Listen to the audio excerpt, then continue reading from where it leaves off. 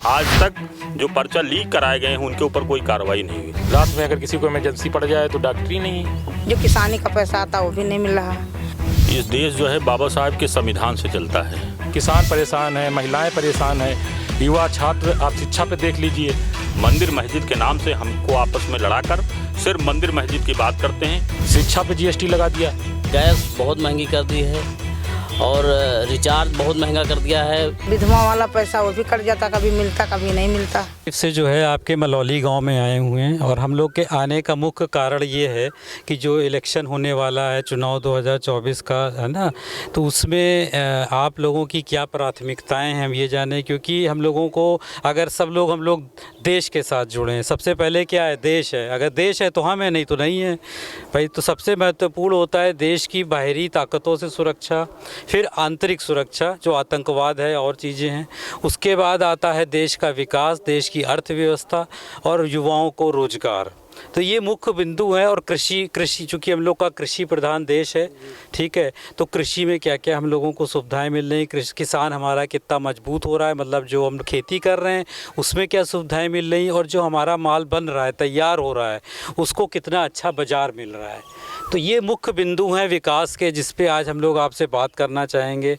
तो आपसी जो आप हम लोगों का मत अलग अलग हो सकता है, कोई दिक्कत नहीं है, हर एक आदमी अपने तरीके से सोचता है, लेकिन देश हित को ध्यान में रखते हुए आज आप लोगों के हम विचार जानना चाहेंगे। और ये हम चाहेंगे कि आप लोग जो भी चीज़ें हैं, आपको क्या लगता है कौन अच्छा काम कर रहा है, सत्ता पक्ष विपक्ष कोई लीडर, उसके बारे में आप खुल के हमसे बेबाक बातें करें जो कि हम लोगों के सामने रखें।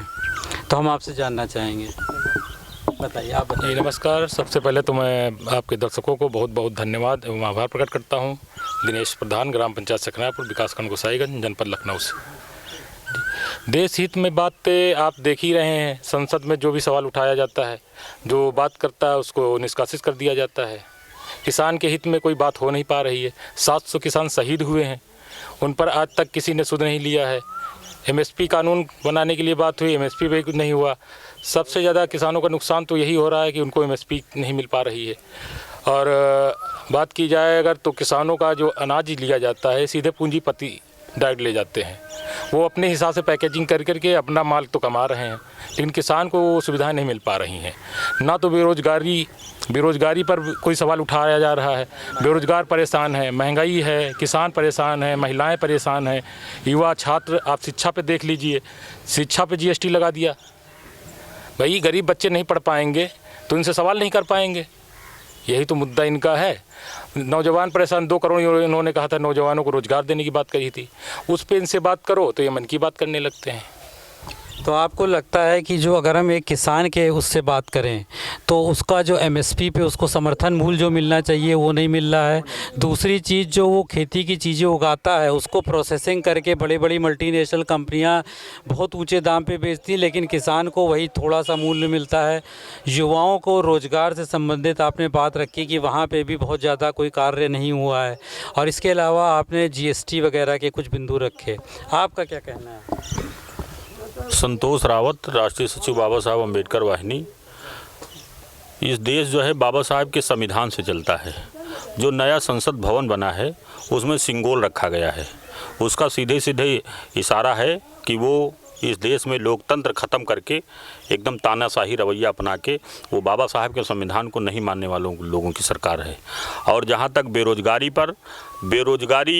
ये रोज़गार तो कोई दे नहीं पाए, लेकिन जो हमारे जो पढ़े लिखे युवक हैं उनके पास जो 100-200 500 रुपया भी होता है उसका सीधे फॉर्म भरवा देते, उसके बाद पर्चा लीक करा देते हैं। और आज तक जो पर्चा लीक कराए गए हैं उनके ऊपर कोई कार्रवाई नहीं हुई। जहाँ तक देश की सुरक्षा की बात है, पुलवामा अटैक हुआ था तो उसमें आरडीएक्स कहाँ से आया था, उसको आज तक जांच क्यों नहीं हुई, वो कैसे गया, और उस पे जो लोग दोषी थे उनको कितने लोग जेल गए आज तक। तो ये हर मुद्दे पे ये सरकार फेल है। मंदिर मस्जिद के नाम से हमको आपस में लड़ाकर सिर्फ मंदिर मस्जिद की बात करते हैं, एक पैसे का इन्होंने कोई काम नहीं किया। तो आपको ये लगता है कि एक आपने जो पहले सबसे मुद्दा रखा है कि जैसा अखबारों में आ रहा है, विपक्ष कह रहा है कि जो अगर ये सरकार फिर से आती है तो जो संविधान को ये बदल के रख देंगे, ख़त्म कर देंगे, तो आप उससे सहमत लग रहे हैं? बिल्कुल ये संविधान को ख़त्म करेंगे। इसीलिए बार बार ये 400 पार का नारा दे रहे हैं। इनकी मंशा है कि ये जो है संविधान ख़त्म करके सीधे सीधे तानाशाही रवैया अपनाकर। अच्छा, हम ये जानना चाहेंगे, आप दोनों लोग जो हैं सरकार से बहुत मुद्दों में नाखुश हैं और बहुत सारी चीज़ें आपने अच्छी भी कहीं, लेकिन आपको कुछ ऐसे भी बिंदु हैं जिस पे लगता है कि आप सरकार की तारीफ़ कर सकते हैं? क्योंकि ऐसा होता है हर एक के साथ, कुछ अच्छाई भी होती है, कुछ बुराई होती हैं, 10 बुराई हो सकती है लेकिन 2 अच्छाई भी हो सकती हैं, तो कोई ऐसे बिंदु हैं? ऐसा कोई काम ही नहीं किया जिससे इनकी तारीफ़ की जाए। भाई 15 लाख देने का कहा था, 15 पैसा लोगों को नहीं दिया। कोरोना काल में लोग हमारे देश की माँओं ने कोई रोड पे बच्चा दिया है, कोई स्टेशन पे बच्चा दे दिया है। ये दशा है हमारे देश के प्रधानमंत्री। आपका 15 लाख की बात आ गई है जब, तो 15 लाख तो इनका जुमला निकल गया। नहीं, हमारा कहना था कोई ऐसा कार्य है सत्ता पक्ष का जिसकी आप उसकी तारीफ़ कर सकते हैं? ये तारीफ, इनकी तारीफ ही तो है। बेरोजगार डंडा लिए खेतों में घूम रहे हैं, आप कटाक्ष कर रहे हैं और तारीफ ही तो है। अच्छा, आप 4 साल आर्मी रिटायरमेंट। अच्छा, आपका क्या कहना है? इनकी सरकार तो कोई खुश नहीं है, हम लोग भी खुश नहीं है भाई। अभी जो आर्मी भर्ती निकाल दिया है अग्निपथ, उसमें 4 साल के बाद रिटायर होगा जब बच्चा, तो उसके माँ बाप क्या कहेंगे कि हमारा बेटा रिटायर हो गया, आप इसे शादी कर लो। न पेंशन है, न तनख्वाह है, कुछ नहीं है। भरी जवानी में बच्चा जो है शहीद करने के लिए हम लोग भेज देते हैं, अपनी माएँ भेज देती हैं, और 4 साल में उनको रिटायर किए दे रहे हो आप। न उनकी पेंशन, कैसे शादी होगी उनकी? कैसे? आपको लगता है जो डिफेंस में ये जो नई योजना बनाई है ये सही नहीं है? बिल्कुल सही नहीं है, बिल्कुल सही नहीं है ये। और इनको तो पिछली भांति की तरह भर्ती करना चाहिए। और ये जो है गैस बहुत महंगी कर दी है, और रिचार्ज बहुत महंगा कर दिया है, और ये क्या कहते हैं कि जानवर की बहुत जो है दिक्कत है इस समय गाँव में। यहाँ पे गौशाला है कि नहीं है? गौशाला नाम मात्र की है, बाकी कुछ नहीं है। गौशाला यहाँ नहीं बनी है? अच्छा, तो यहाँ का गौशाला का बजट नहीं आया कभी? बजट आया होगा, प्रधान जी हैं वहाँ पर, गाय भूखों मर रही हैं, गाय हत्या हो रही एक तरफ। जी, आप बताइए। गौशाला तो ज़्यादा बलौली ग्राम पंचायत में नहीं है, और लेकिन जो गौशाला का बजट है उस हिसाब से गायों को जो है न चारा खिला पा रहे हैं प्रधान, ना तो उनकी देखभाल कर पा रहे हैं। और पैसा भी ये लोग ऐसे देते हैं किस्तों में कि जो है प्रधान अपनी जेब से लगाते हैं, तब जाके जानवरों को बचा पाते हैं। आप बताएं, आपका क्या मानना है? जो हमारा यहाँ पे आप लोगों के साथ संवाद चल रहा है चुनाव 2024 में, तो सत्तारूढ़ पार्टी है या विपक्ष पार्टी, आप किसके साथ जाना चाहेंगे और क्यों? क्या प्राथमिकताएं आपकी जिसके आधार पे वो जाना चाहेंगे? हमारा कहना है कि जो मोदी साहब कर रहे हैं कोई अच्छा काम नहीं कर रहे हैं। मतलब जो यहाँ हमारे लोगन की जो 2000 महीने में जो किसान यूनियन आता वो भी नहीं मिलता, जो किसानी का पैसा आता वो भी नहीं मिल रहा, और किसी दिन विधवा वाला पैसा वो भी कट जाता, कभी मिलता कभी नहीं मिलता। आपको प्रधानमंत्री आवास की सुविधा मिली? हमको सर कुछ नहीं मिला, कोई सुविधा नहीं मिली।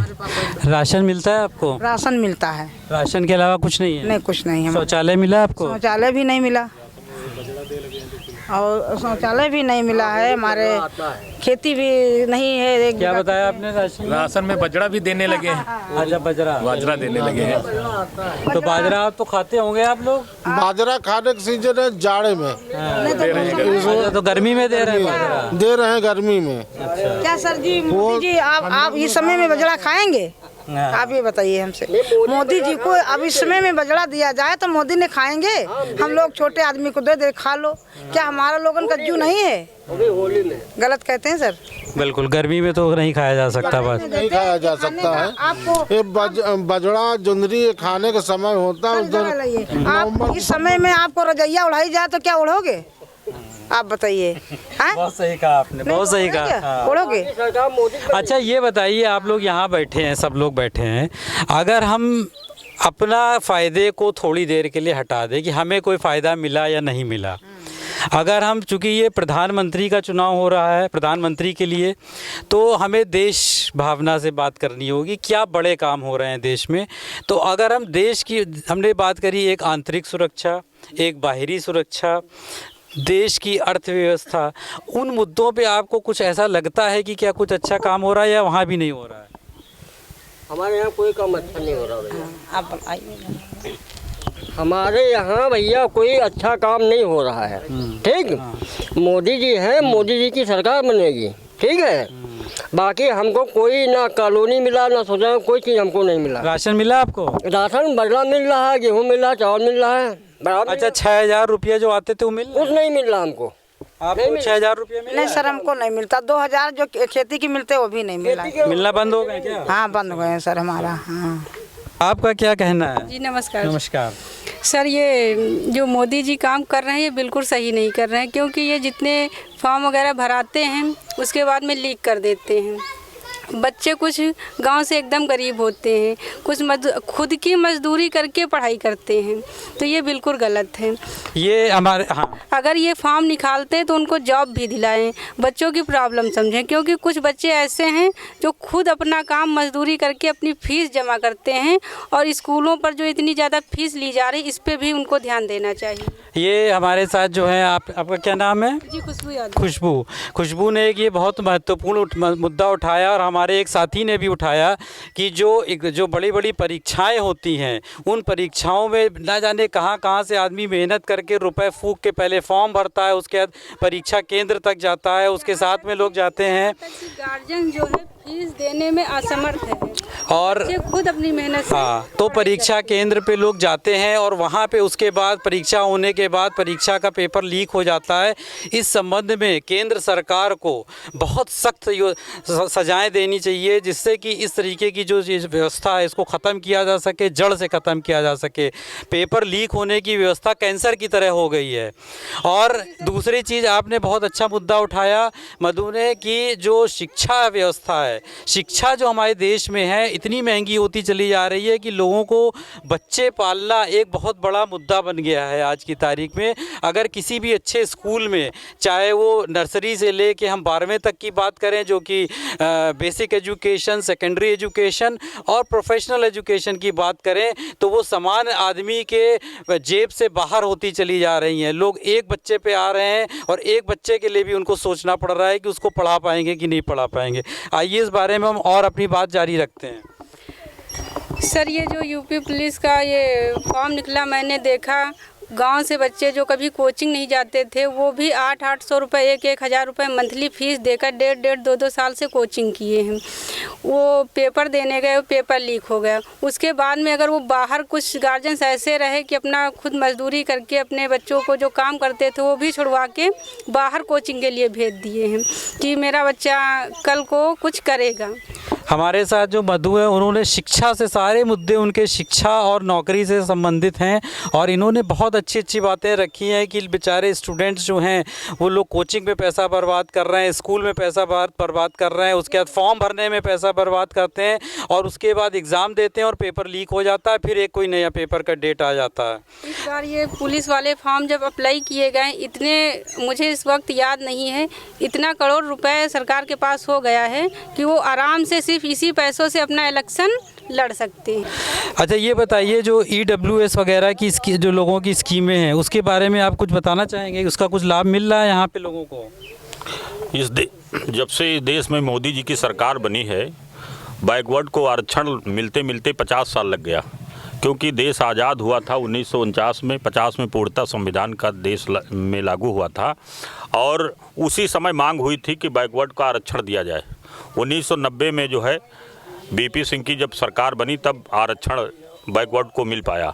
अभी मोदी जी की सरकार ने 10% आरक्षण जो सवर्णों को दे दिया, जिनकी जो पहले से ही मजबूत है उनको 10% आरक्षण मात्र 10 दिन में हो गया।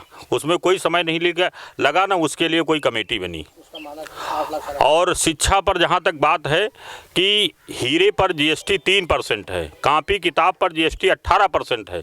ये भगवाधारी सरकार है, RSS की सोच पर ये काम कर रही है, क्योंकि इनका काम है कि जैसे एक पुस्तक में RSS जिस समय बाबा साहब इस देश में संघर्ष कर रहे थे, उस समय RSS ये RSS के सरसंचालक थे MS गोलवलकर, उस समय बाबा साहब के विचारों की निंदा कर रहे थे।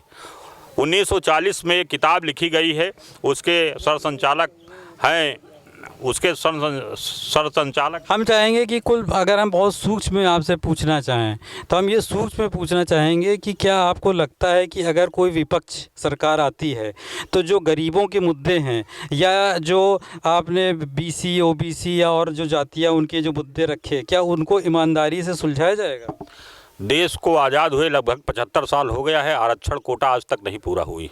सरकार चाहे ये रही हो चाहे पूर्व रही हो, कोई भी सरकारों में जो है हम लोगों को पूर्णता जो है नौकरी में जैसे आरक्षण कोटा आज तक नहीं पूरा हुए, क्या कारण है? उसके लिए सरकारें जिम्मेदार हैं। तो आपको लगता है कि चाहे सरकार आज़ादी से अब तक कोई भी आई हो लेकिन किसी ने भी ईमानदारी से काम नहीं किया है, या जो बेनिफिट मिलने चाहिए थे, सुविधाएं मिलनी चाहिए थी, उनको नहीं मिल पाई ज़रूरतमंद लोगों को? कुछ लोगों को मिली थी, लेकिन जब से ये 2014 में मोदी सरकार आई है, पढ़ाई लिखाई पर एकदम ताला लग गया है।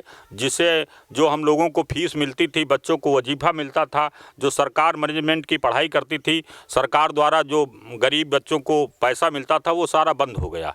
तो आपको लगता है 2014 मोदी सरकार आने के बाद पढ़ाई जो है बहुत महंगी हो गई है और जो वजीफ़ा वगैरह स्कॉलरशिप्स बच्चों को मिलती थी वो बंद सी हो गई है? शिक्षा के साथ साथ जो ज़रूरत की चीज़ें हैं सब चीज़ महंगी हो गई।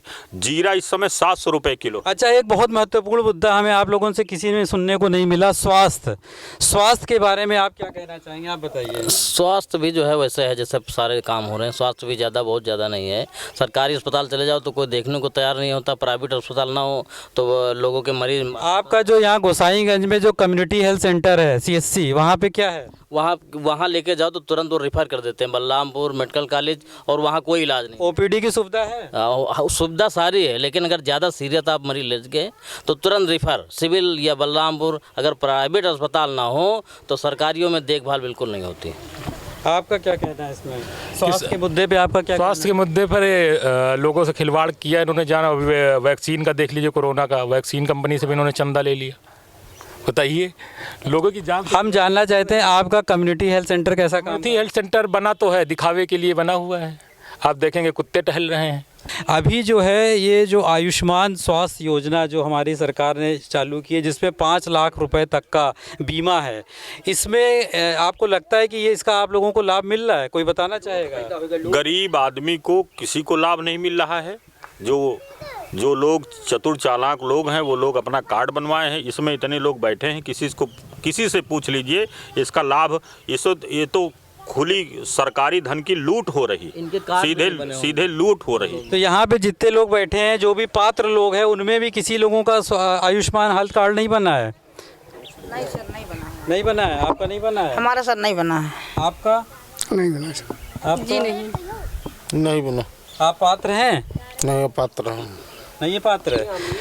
पात्र कौन कौन है यहाँ पे जिनका नहीं बना है? अच्छा।